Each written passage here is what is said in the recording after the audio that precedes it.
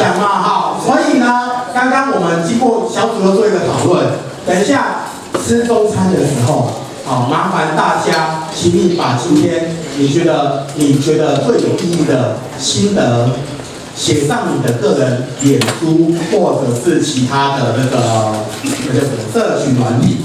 OK， 然后我们在用餐的时候呢，我们会有一位同仁叫 Haley， 他会上来主持。到时候谁Haley 我有几本书 ，Haley 我有几本书，6本嘛，7本。好，前面你只要你得到按赞数最高的前7位，就可以得到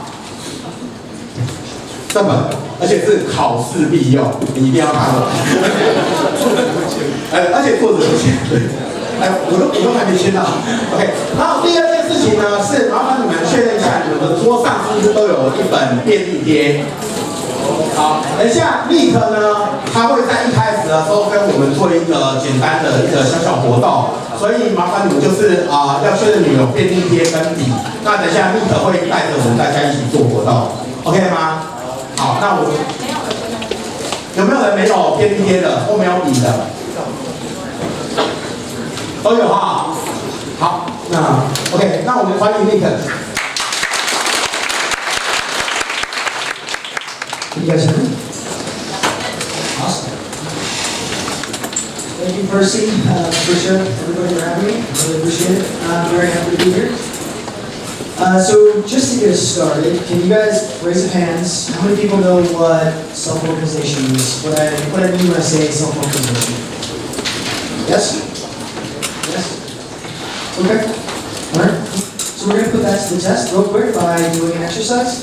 Because I could tell you what the definition of self-organization is, right? I could bring up the definition from the dictionary, but that's kind of boring. So we're all going to do it together instead. So I'm going to go over some instructions. There's only 4 parts to this exercise. The first part consists of, in silence, you're going to write down the qualities of a self-organizing team, right? You have stickies, you have pens. Do 1 thought per sticky. I'm going to finish the instructions and then we'll get started. So 1 thought per sticky. Again, the qualities of a self-organizing team. After a minute, you'll hear a bell from my phone and you're going to find a partner. So we might partner up and we're going to talk about what we came up with, right? We're going to build on our ideas and we're going to expand on those. After 2 minutes, we're going to find another pair. So now we're going to be in groups of 4. And you're going to be, for 4 minutes, talking about your ideas. You're going to be talking about similarities, maybe differences, and maybe you'll group them. After 4 minutes, you'll hear another bell, and then we'll go around and see what we all came up with. Does that make sense?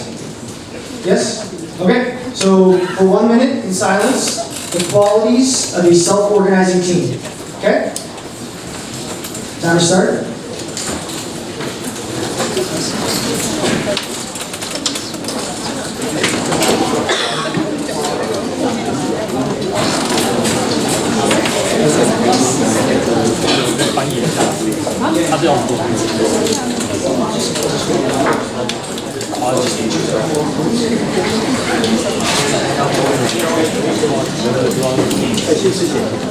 好，各位现在就是先写你自己的，对。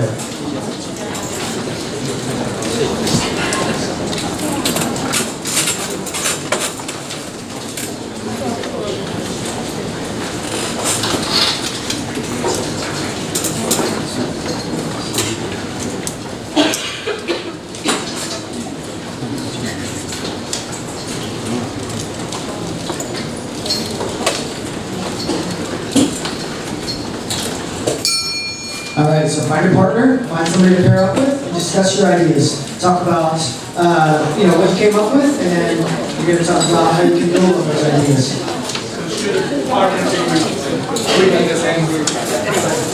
Find anybody. Find a partner. Go for it. Find a partner.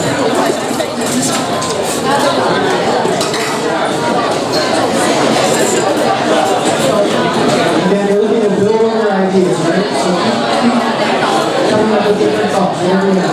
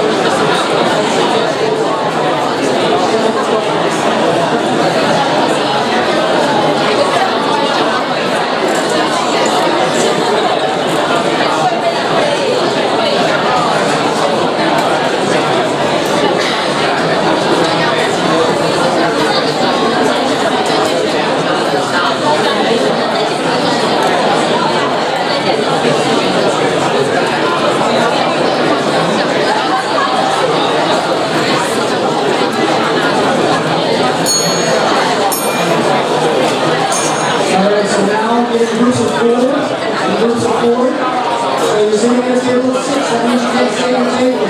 Each team has 4. Groups of 4.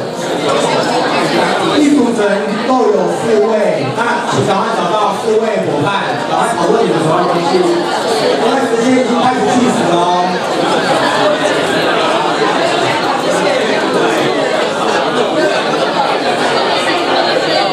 你们可以离开你的桌面去找其他的人。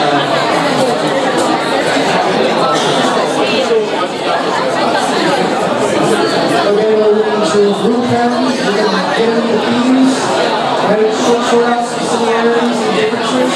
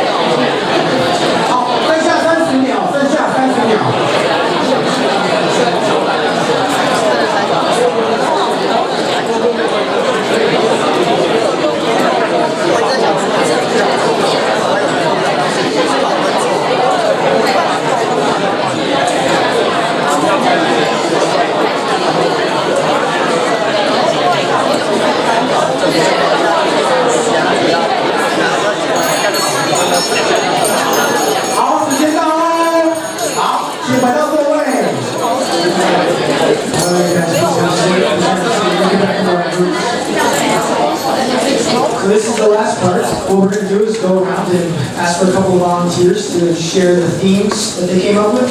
So we're going to call the ladies here. Anybody want to volunteer to share with the group what they came up with for the qualities of a self-organizing team?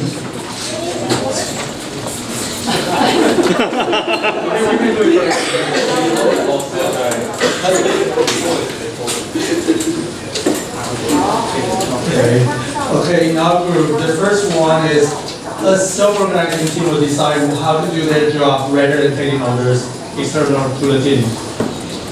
Okay. And they'll choose their own ownership, but then their membership, they'll decide who to join their team or who's not qualified. Okay. So still deciding how to go about it? That's right. Okay. Anybody else?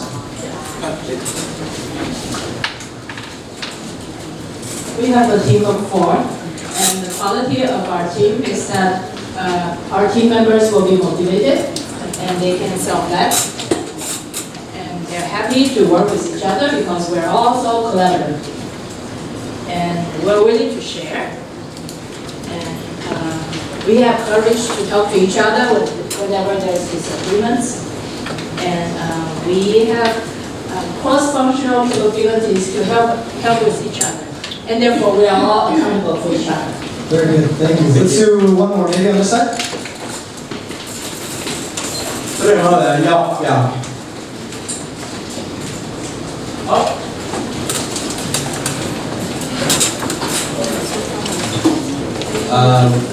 quite similar to the previous two teams, and we also have autonomy. I think that's one thing that we take ownership in the plans that we're working and we plan to and position any position among the team's discussion between all team members. So autonomy is one thing, and self-motivating, and also idea and creativity generation. That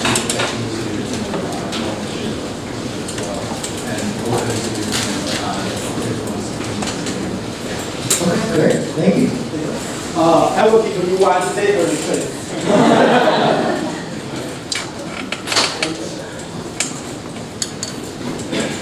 All right, great. So I feel like we just self-organized to come up with a shared understanding of what we mean by a self-organizing team, right?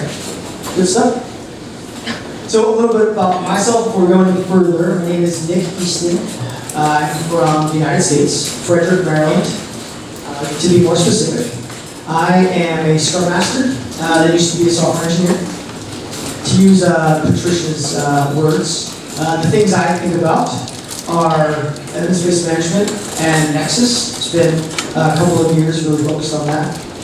More recently though, I'm looking at what experimentation and learning looks like, not at the organizational level, but at like a very small team level. And liberating structures. If you don't know what liberating structures are, please check them out. Just do a quick search on the internet. They might be. Anyways, so liberating structures are a really great way to unleash the power of your team to do awesome stuff. We just did one. It's called 1, 2, 4 all. When we came up with the shared understanding of the qualities of a self-organizing team. So please go check them out if you haven't. So we are talking about using self-organization, using self-selection to organize a Nexus. Before we do that, we might want to really understand why we might want to form a Nexus or why we might want to reorganize our Nexus, right? We're going to go into a little bit about what an event like this looks like. So very specific details about what an event like this might look like. And then we're going to go into some of the outcomes of an event like this and some of the things that we've learned along the way. So to set a little bit of a stage here, I was the Scrum Master of the Nexus integration team at my former employer. Net Health was the name of the company. We had been using Nexus for about 2 years. We had 6 teams in our Nexus. Our product was an electronic health record platform. And like I said, we've been using Nexus for about 2 years, but we had gotten to the point where our teams didn't feel like they had much focus. They felt like every sprint or maybe every month, they could be working on different things. And so they wanted focus and they wanted ownership. We heard from several groups here about, we own something. They didn't really feel like they had that ownership. The company was also growing, and we had what I'm sure is very, very common, a monolithic application, right? So this big box of spaghetti code that was not very scalable. And our company was scaling, and so we needed to do something about it. We needed to figure out a way that we could really minimize or maybe completely remove the dependencies that existed across the teams. And we were going to go about it by trying to decouple this monolith. And I guess our end goal was really more like a service-oriented architecture, if you know what I mean when I say that. So our architects started to brainstorm these different areas that teams could own. And this really became the driver for how we're going to actually reorganize, right? How are these teams going to actually reform? Lastly, we wanted to increase the cross-functionality of our teams. And what do I mean by that? So we had people that were contributing to our increment every sprint, but weren't on a Scrum team. So those people were our architects. We had a test automation engineer, and we had a quality assurance team lead. That's very, very specific. Think of them as a contributor that had personnel management responsibilities. We didn't want to add all of them to our teams.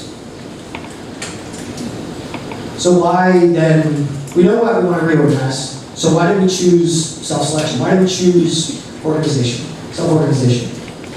Well, Nexus advocates organizing teams around the work, right? So we heard Percy talk about, not Percy, Lorenz talk about that.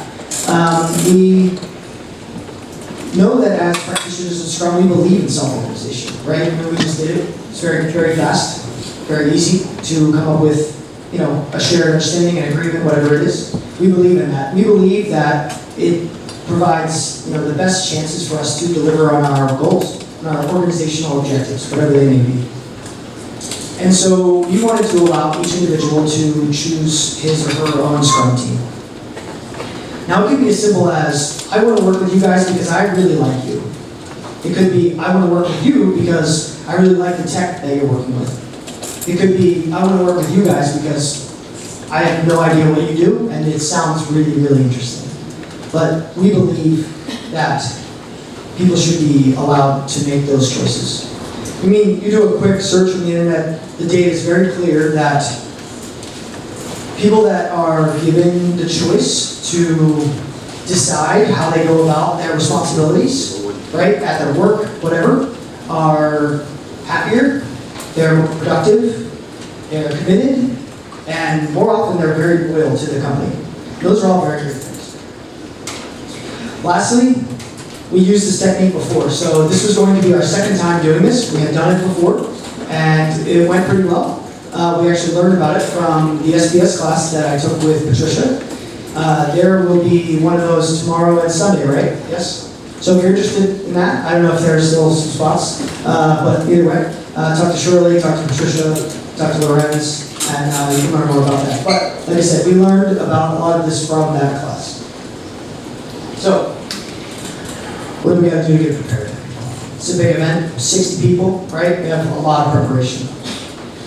First thing that we focused on was our product and our organizational vision.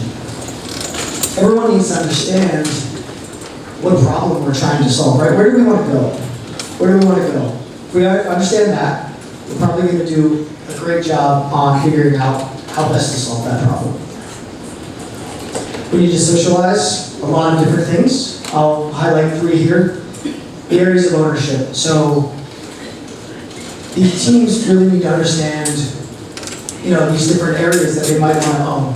And so our architects spent weeks with the teams, with our product owner, and with our CTO to refine these things. It was very collaborative, which was awesome, right? It's not, hey, this is what you have to do kind of thing. Here's our suggestions. What do you guys think? How can we refine it? How can we make it easier, better, make sure everybody's on the same page? We needed to socialize the event. So, quite frankly, we need to tell everybody that we're going to do this, right? Make sure that everybody understood why. Who's why? Who is everybody? Everybody is the teams that are actually going to take, be involved. But it's also people like management, people like stakeholders. Do they understand what we're doing here? Oh, we're going to reorganize everybody. Sounds kind of scary. It's not so bad, right? But we need to make sure that everybody was very well aware of it. More of the event, right? You need to find a day. Let's say how many people do we have in here? 100 people? It's a little bit too big for a Nexus, but let's say it's 80, 60, 70, something like that. We need to find a day, one day, where everyone is working. How easy is that? Not that easy, right? We also have people in many different office locations. So we need to find a day where everybody that's not in our location can come to our location. That's pretty challenging as well.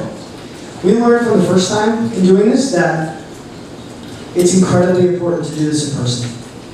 Right? It's incredibly important to do this in person. If you, for whatever reason, can't have someone come to you, then what we did was get them somebody on the ground that would essentially participate for them, and they would be in contact via phone the whole time. So it's like they were there, but they weren't.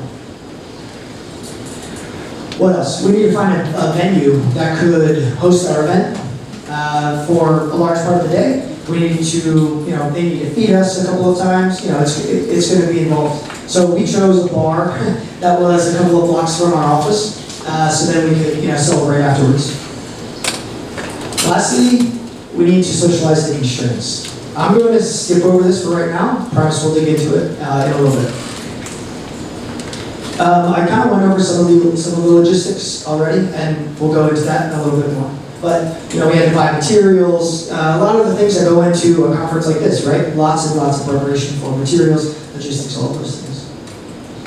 So we're going to go into the constraints now. What I found is that when I talk about this, what people are most interested in are the constraints. And so when I think back to the 1, 2, 4 all that we did at the very beginning, we have 100 people in this room. I think that the constraints were one of the reasons why it was so easy for us to, in 10 minutes, come up with this shared understanding of self-organizing teams, right? The qualities of those. I also think that bottom-up intelligence works so well with support from the top. I think that Scrum works really well because of the guardrails that are put in place. Right? And I think an event like this, where teams are choosing essentially their own destiny, can work really, really well if there are constraints. So the first time we did this event, the constraints were decided by a group of functional managers, some key stakeholders, our CTO, people like that. And they looked a little bit like this. There's a lot of them. I would say, in hindsight, there's a lot here that I don't feel that great about, to be honest. In hindsight, I probably would do it a little bit differently. There's a lot of emphasis here on title, not so much on skill, for example. And so I might do it a little bit different here. Here we're looking for a senior engineer on every team. Here we're looking for a junior person and a mid-level person on every team. It's very, very specific.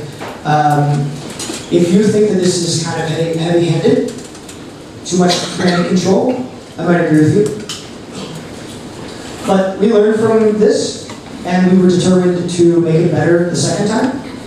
I would also say that while, again, I'm not sure that this felt great, what we were able to do was build trust between our stakeholders and the teams, and even from team to team, to say, hey, here are some constraints, let's see if you can do it, right?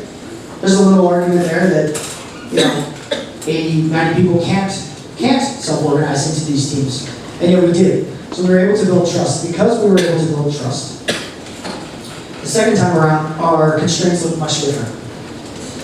And so the second time around, our constraints still came from our CTO, still came from, now this time it was architects, it was myself, right? So, and it was also our product owner. So less managerial style people came up with the constraints. They're still involved, but here we're looking for small teams, right? The essence of Scrum is a small team. Every team has to have a Scrum Master. That's good because we're doing Scrum. We're looking for a healthy mix of skill experience. Pretty straightforward.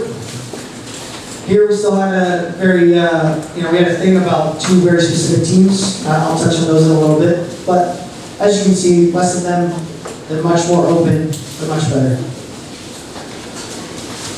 So, we had our constraints. We circulated them, distributed them to everybody a couple of days before the event.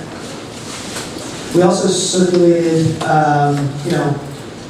the agenda for what was going to happen and all of those things. So when they got there on that day, they knew about the constraints, and we handed them a packet that looked like this. This packet included a list of instructions, it included some stickies here and here, a marker, and then a Nexus member card. That's what we called them.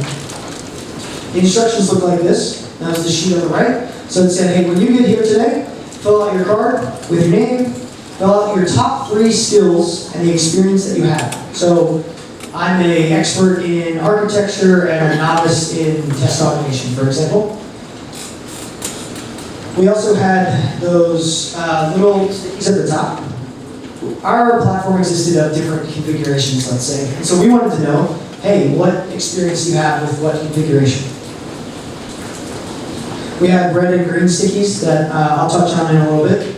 But here's the card a little bit zoomed in. So again, name, skill, experience, and then those different configurations. And we really created these cards to facilitate discussion, and I'll, of course, go into that as well. So everybody would get their packet when they came in, fill it out. Also in the room, in a big circle, were easels, right, with flipboards on it, and they had the boards, team boards, and each board represented an area of ownership that a team could own. They talked about what that area was, the purpose, so why is this an area? The rationale behind it. Why do we think that this is a good idea? We also talked about some of the functionality of the platform that might be involved. So maybe you only know that functionality and you really like working with that. Maybe this area is for you. Some of the skills that were required, and then some of the product knowledge. This was really, really great because no one handed this to us. We, as a Nexus, created these. We created these boards together. So when you went up to that board, nothing was new to you, nothing was a surprise. There was no arguments. Well, there were some, but anyway. So this is what the room looked like. We had a bar with, these are the easels that I was talking about, with the boards on, in a big circle, 60, 70 people, something like that. So, yeah, we're all set up now, we're ready to go. This is what our agenda for the day looked like. People would come in between 9 and 9:30, they get their packet, and start filling it out. We eat breakfast over that. Between 9:30 and 12:30, that was, when the actual event took place. We started off with an icebreaker. Icebreakers can be kind of cheesy sometimes. We did a rock, paper, scissors tournament with 60 people. It took 5 minutes. Everybody was up on their feet, cheering, laughing. It was really, really good. Next, our product owner and our CTO talked about the vision for the product, the organization. Again, really focusing on making sure we understand what problem we're trying to solve, where do we want to go, so we can make decisions based around that. Talked about the areas of ownership, the skills that were required, and the constraints. We, again, wanted to make sure that everyone really, really understood what we were trying to do and why we were trying to do it. We did a practice round. I'll go into what a round is, but really it's the teams choosing themselves what they'd like to, how they like to be organized. But to kind of get a feel for it, we did a simulation. So imagine if I asked everybody in this room to organize into 15 teams based on the color of your shirt, right? Pretty straightforward. It would take a little bit of work, but you could do it. This is going to be a little bit more complex than that, but to get it down, we want to do a quick simulation. Then we go through the formal rounds, and then we talk about next steps. So, a formal round looked like this. A 10-minute time box, where you would take your card that you filled out, you'd walk around the room, and you'd say, I want to work on this thing. I put my card on that board, right? Again, 10-minute time box. 7 boards around the room. As people start coming to the board, we would say, hey, what do you think? Are we meeting our constraints? Do we think this is a good idea? Do we have all the skills that we need to, take this on? No? Okay. What do we need? So then we introduce the vote of confidence. The time box is up. We have a red sticky and we have a green sticky. We're saying, put the green sticky on here, on the board, if we're comfortable with it. If we're not comfortable with it, put the red sticky on it. The really cool thing about this is you can put stickies on your board, but I can put stickies on your board too. I'm thinking your team just doesn't have it, so I'm going to put a red sticky on your board to say, you're close, but you need something more. Each team then was asked to talk one by one about, whether or not they were meeting their constraints, whether or not they had the skills that they needed to really do the job. If they did, then we had to talk about what was required to meet the constraints. This is where a lot of the tough conversation happened. A lot of tough conversation. If it wasn't where we need to be, people weren't happy, people weren't confident, do it again, right? Start over, do it again. I'll tell you that more often than not, people don't want to spend all day doing this, right? So people figure it out faster than you think. So we're going to repeat this as many times as we need, and we were prepared to do it. We had until 12:30, so we were going to see how long it took. This is what it looked like in progress. So here are those boards that I was telling you about. This really talked about the area of ownership. These were the member cards that I was telling you about. And then here's our vote of confidence check. So they're combined there, but we would still just add them to the board to say whether or not we were confident or not.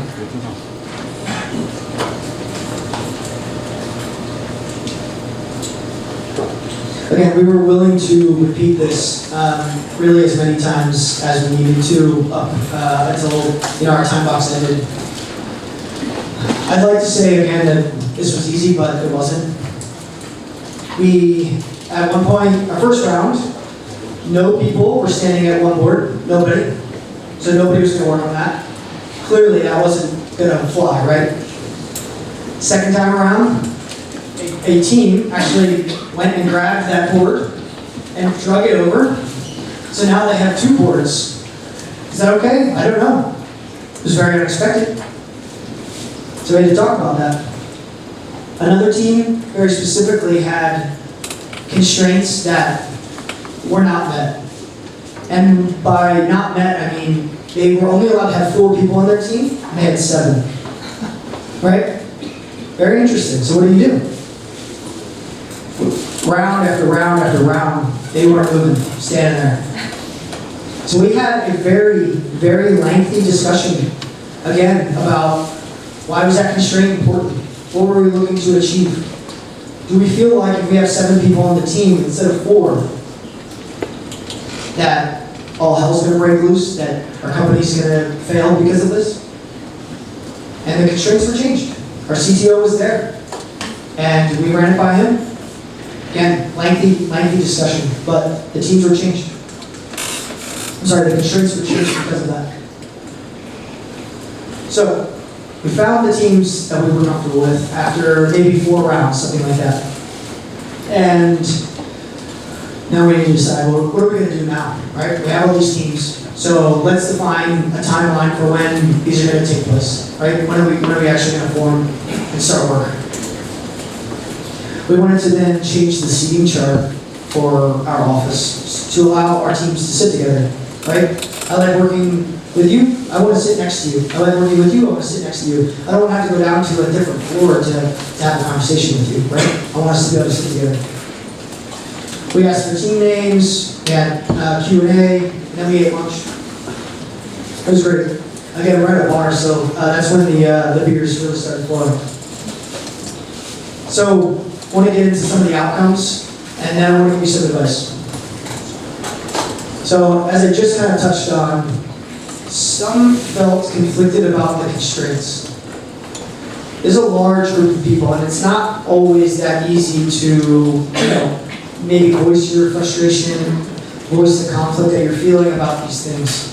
But it comes out when you're forced to make a decision in front of all of your peers. And it did. And that's not a bad thing, that's a good thing. And so we talked about it, and we were able to make a change.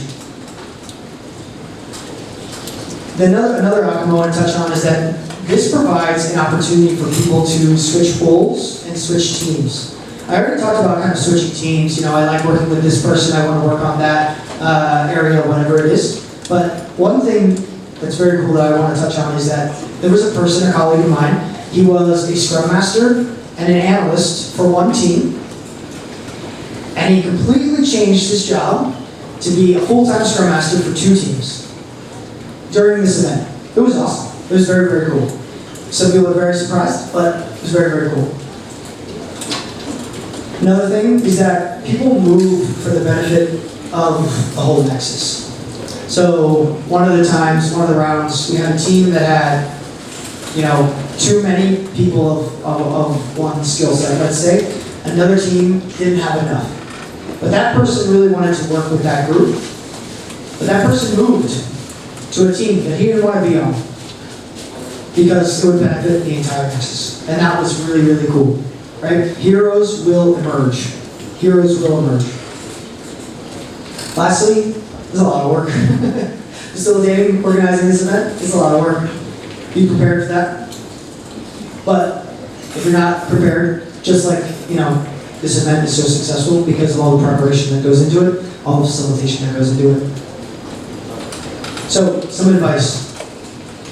If you want to do something like this, get support and buy-in, right? Make sure that everybody understands what you're trying to do and why you're trying to do it, and make sure they want to do it too. Or if not, they lie to you and tell you they want to do it. As a joke. I touched on this before, but talking about building trust. Look to build trust between your teams and between management. Like I said, the first time we did it, it wasn't so great, but because we showed that we could do it, we were able to build that trust. And so it was much, much different and much easier the second time around. Thirdly, choose your constraints wisely. Be very careful with how and who comes up with the constraints and why, quite frankly. This could be a very delicate situation, right? You kind of may be getting on the border of command and control a little bit, right? Depends on how it goes. Make sure that your product vision and your organizational goals are easily conveyed. Make sure that they can be easily conveyed. Make sure that you can have debates and discussions about what they are and what they mean, right? Make sure we very clearly understand what problem we're trying to solve. Take care of remote participants. I touched on this a little bit, but again, it's very, very important to do this in person, right? If you do it on the phone, it's okay. Maybe you can set up cameras in the room if somebody can't join. I've heard that, I forget who did it, but they did it completely virtual, right? So like virtual reality style thing. Everybody's on virtual reality, but they're all in the same room. It was really cool. Consider your refinement runway. I think Patricia talked about this a little bit. Imagine you have refinement runway, maybe you have a couple of sprints, maybe 3, maybe 4, something like that. After this, imagine that's completely gone. Are we okay with that? Are we okay with the amount of time it might take for us to get back to that runway? I'm not sure. Definitely talk about it though. Consider a hit on productivity. Consider the fact that we have brand new teams. These teams might not be productive for maybe a couple of sprints. Is everybody okay with that? Management specifically, usual stakeholders. Lastly, I would say measure, measure, measure. You talk about value, you talk about outcomes. Do we understand why we're trying to reorganize? If we do, great. Is there some way that we can empirically know whether or not we're getting from this what we wanted to? We had at my, the company I was doing this with, we had implemented evidence-based management, but I think we didn't do a great job with really looking at different data points to show whether or not this reorganization was, getting us what we needed. So that's really all I have for you guys. I, again, want to thank you for having me here. I hope that you have a great understanding now of what an event like this might look like. Again, thank you. I'm going to be around all day. If you want to hang out and talk a little bit more, there's my email. You can find me on LinkedIn. Again, thank you guys very much. I appreciate it.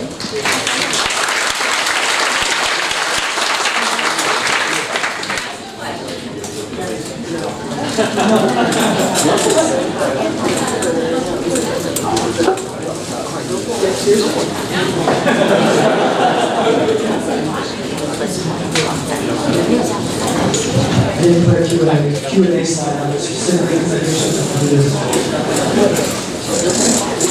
I saw there were 4 minutes left. So I was wondering, when you showed the constraint on the vote of confidence, was management involved? Did they participate in a vote of confidence? And how did you address that if, let's say, or how would you address that if a team felt confident and the management said red? Yeah. We're all wondering. So, the first time, it's a bit of a balance. It's not a bit of a balance, it's a big balance. I showed the constraints, and they were, the first time we did it, and they were very, like I said, heavy-handed, in my opinion. And so there wasn't a whole lot of room for debate. And in the first round, the first time we did it, our first year into it, the management didn't participate in the vote of confidence. The second time, though, our constraints were a little bit loose. And so the price you pay for that is our management, one person in particular, our CTO, he did participate in the vote of confidence. And he did say, guys, you're not meeting the constraints. I asked for 4 people on this team, and you're showing me 7. And so that's when I was talking about, the real discussions happened. The real conversation happens. Why 4? Tell me why 4, why not 5? Tell me why 3 instead of 4, right? So we're having these debates and we're having these discussions. And so, yeah, I mean, I know you're not saying it out loud, Patricia, but be careful with authority at these kinds of events, right? Are they allowed to participate? Do they understand whether or not they can participate? If I'm completely honest with you, and I hope he sees this, we asked him not to participate, and he did. But, right, we're a Nexus, we're a group, we're an organization, we all want the same things. We can figure this out. Does that help? So we have more time, so I guess we're asking questions. Now, anybody have any other questions? Oh yeah, sure. Person, can you just show me the slide deck, please? Yeah. I got some friends from Brocco. They did exactly the same thing 2 years ago, but it turns out not to be so. It didn't turn out so well? Yeah, that's right. So I looked last and their story and we have one question. Because there's several team up, before team up, how to select the product? Oh, well, we got lucky. We already had. No, how to select a product owner? I don't know that that's so easy. I think every product, organization, market, whatever it is very different. I would, again, think about what it is you're looking for in a product owner. And if no one's, that you're seeing is immediately right for it, maybe say, hey, does anybody want to do it? These are the skills that we need. Do you have those skills? All right, let's give it a go. Does it work? Maybe not. Maybe it does. But let's find that out pretty quickly whether or not it's working.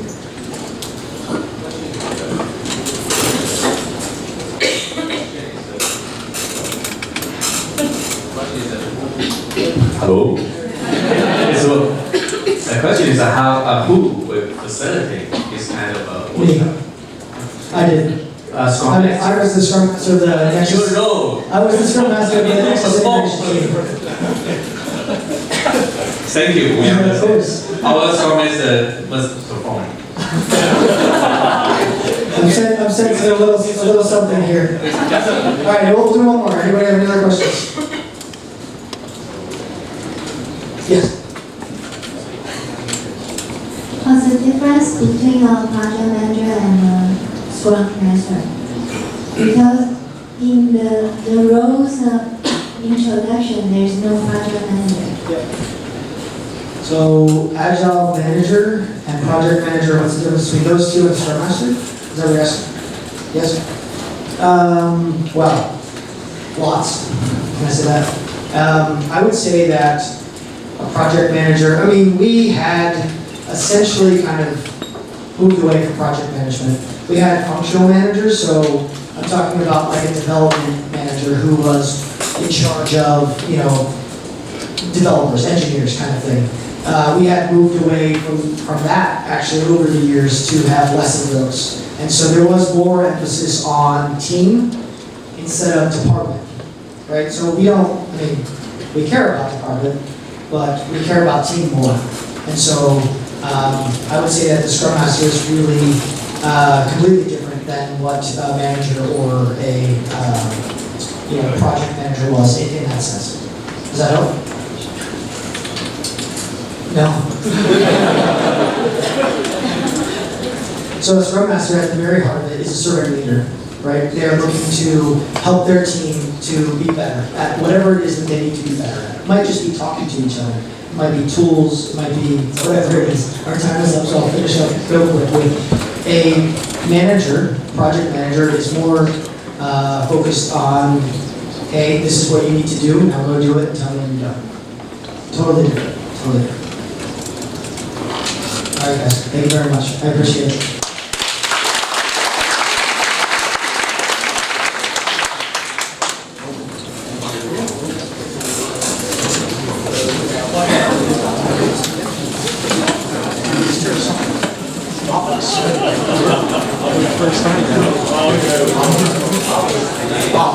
各位学员好，刚刚有一些学员有问说，我可以拿到讲师的 slide 吗？对不对？哎，大家先听我这边好，很重要。那我们现在的想法是说，我会跟讲师们沟通。那如果他们愿意开放的话，我们会统一的把link放在我们官方的粉丝专页或是 LINE 的群组。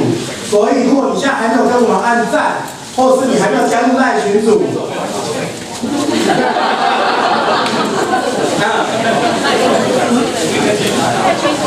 没关系。然后另外一件事情是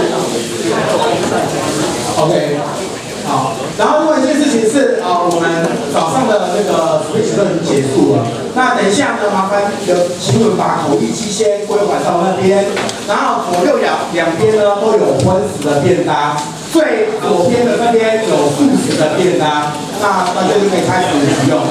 好，那就现在开始了，谢谢。